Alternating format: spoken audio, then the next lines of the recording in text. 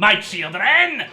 Well, we had 2 days in a row now where the undead are the heroes and we don't want them killing people. So let's read one where the undead is the villain, but we want to see him hacking away at anything that moves. Let's see if this story sounds familiar to you. A child suffering from a disease or birth defect is ridiculed at a summer camp. The counselors for the camp are supposed to be watching the kids, making sure they stay safe and stay within the rules. But instead, they're off having sex with each other. And then the kid gets tossed into some water.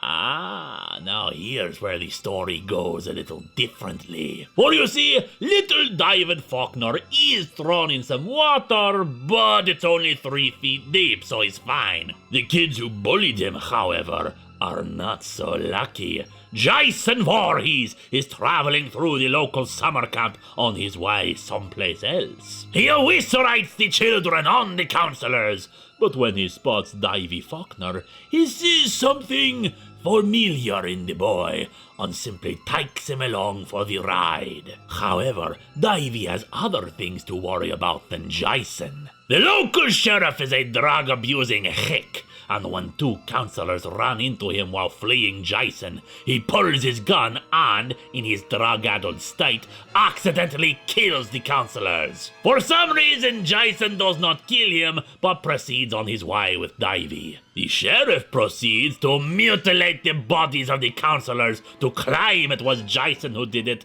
but he knows that little Davy saw him kill the 2, and thus wants to find him and silence him before the FBI finds them. David narrates the story, telling us of the troubles of his life, how it's likely he will not live to see his 18th birthday thanks to his condition, of how he would have preferred to spend the summer playing video games and just relaxing, but his mother insisted he go to camp to make some friends, apparently not realizing how cruel some children could truly be. But good thing for him he did go, for in going to the camp, he has made a friend. Yes, living in the wilderness with Jason for several days turns out to be great for the kid. He's had excitement, not had to bathe or do what people told him to do, and he's learning from Jason how to kill things to defend himself and make sure no one can hurt him ever again. However, the sheriff is closing in,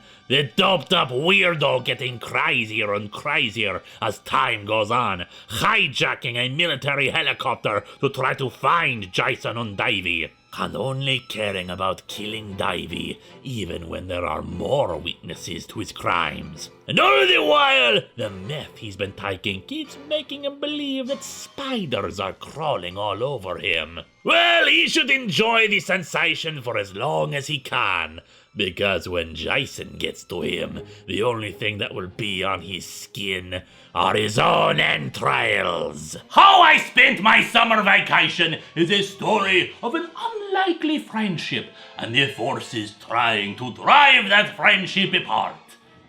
It's also about gutting anything that gets in your way.